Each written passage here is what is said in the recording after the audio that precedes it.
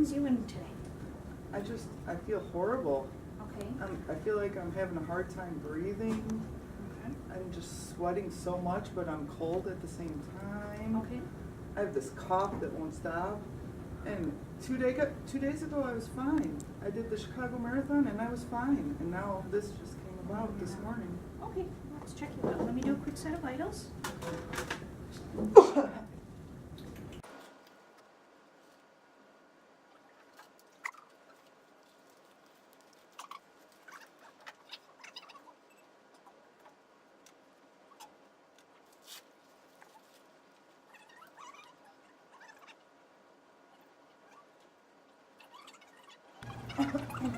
Hi, I'm Dr. Jingleheimer Schmidt. What brings you in today? I'm having a really hard time breathing. Okay. I have this cough that it feels like I have to cough something up, but nothing's coming up. Okay. And I'm just so hot and sweaty, but then I have like the chills as well. I just don't feel right. Okay. Can you sit up for me? What was our O2? O2 is 94%.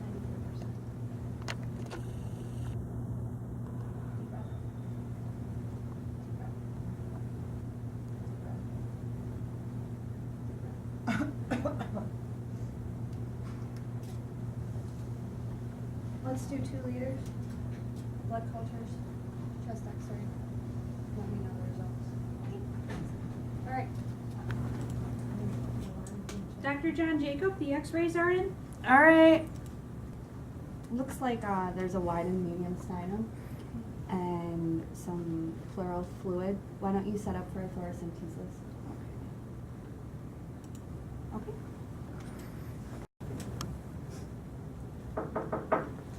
Sorry to interrupt. Hey, Amy, could you, we're going to have our team meeting in about 15 minutes, so I'm sorry to interrupt. Can you just get everybody together, and Okay. then we'll start in about 15 minutes. I know you're taking care of this patient, so. Okay. All right, thank you. Hi, everybody. I Thank just you. want to thank you all for coming to this team meeting. And I just got a report from the FBI that there was a dissemination of anthrax, and it happened at the Chicago Marathon. It seems that at the finish line there were towels handed out, and that participants and also volunteers might be exposed. They took the towels and actually inhaled the anthrax. So we really have to step things up here at the hospital before we make a statement to the public. We want to make sure that we have the supplies and the staff that we need to be ready for this. And so, and they also found out that there was a terrorist organization that claimed that they did do this. So we didn't want to put it out there to the media yet in case there was a hoax. So we just wanted to see if, you know, the ER had any cases coming in, and we need to train the staff on what signs and symptoms to look for. So just in case you guys don't know each other, I just want to go around the room and introduce everyone. So this is Ella Smith, and this is Sam Jones, and this is Penny Sillen. I'm sorry, and you are? I'm Dr. Jingleheimer Schmidt. Oh, and her name is my name too. Call me John Jacob. So John Jacob, can you tell me if you've seen any cases come through the ER that sound like any of these signs and symptoms that we discussed?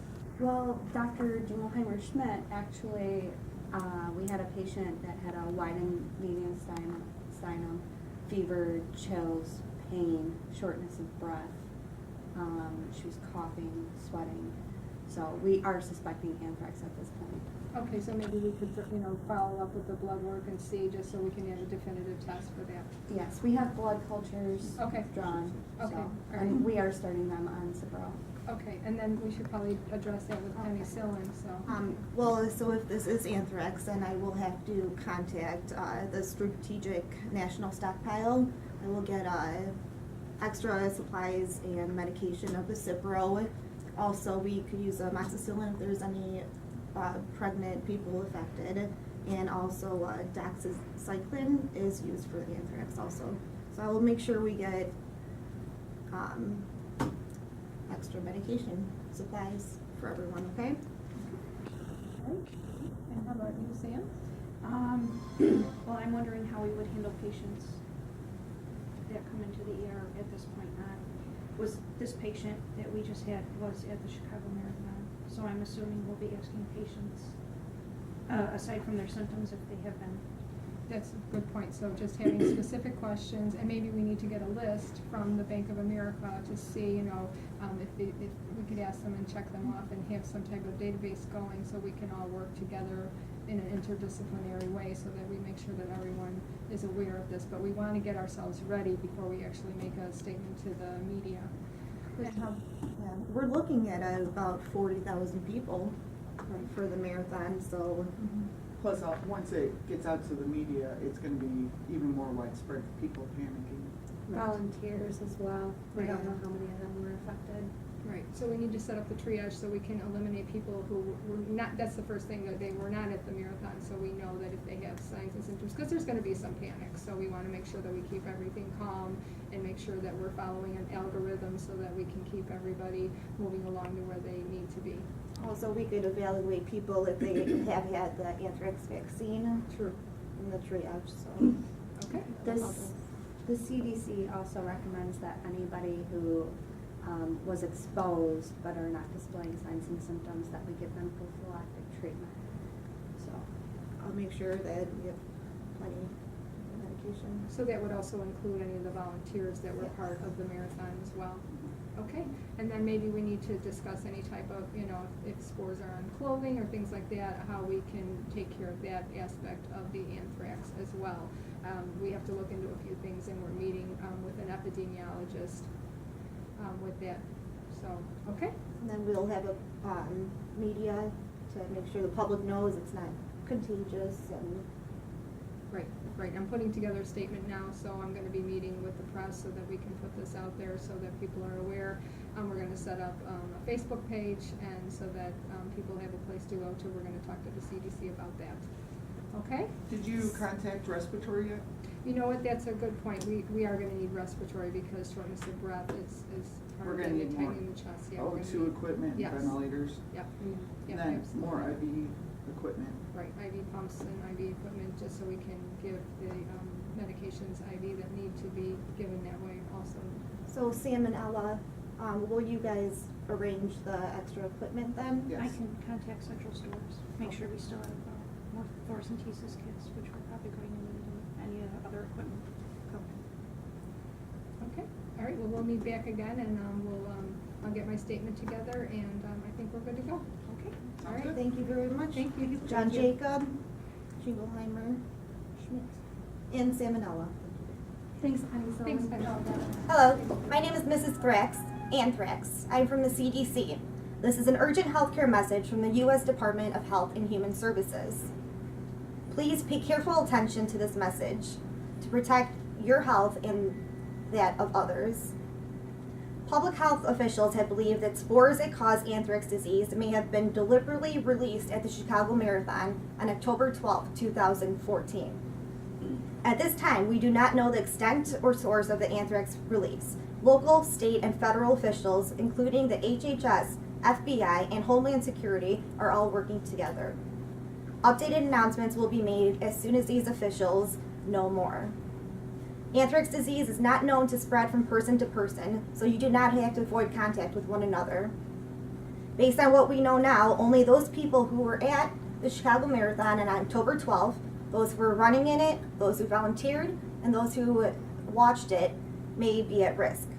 There are treatments for anthrax. Treatment should start as soon as possible after exposure to the anthrax. The HHS is working to get treatments to people who need them. We have challenges ahead of us. We are working to find out more about this outbreak. We know that this is a big concern to the public health, but if you do not have symptoms and you are not at or near the Chicago Marathon on October 12th, you are most likely not to be infected with anthrax. By staying informed and following instructions from healthcare officials, you can protect yourself, your family, and the community. Please stay informed by turning on your radio, the television, watching the news, updates on the internet. With your cooperation, we have the best chance to protect health and safety for your community. Please visit our website, cdc.gov. You can call the 1-800 number listed below for more information and updates about this anthrax outbreak. Thank you.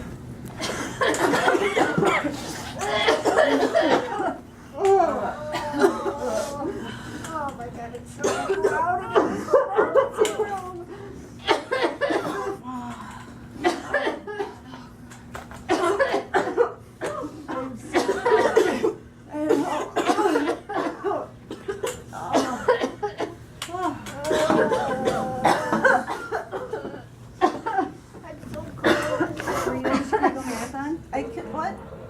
Chicago Marathon? Yes. Okay.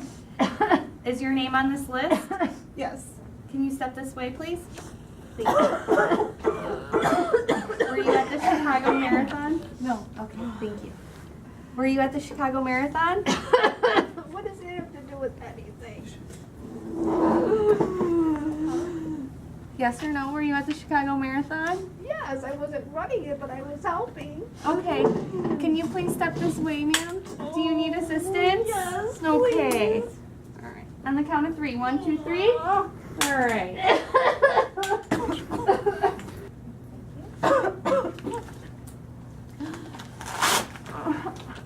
I feel so sick.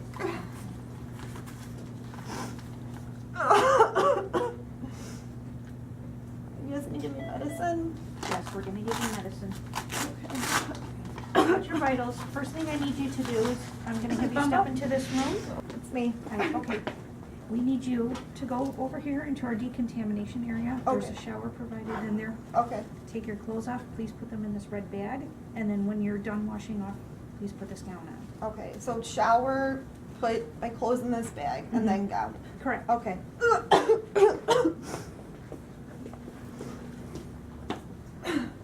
Little Mr. privacy, Smitty? please.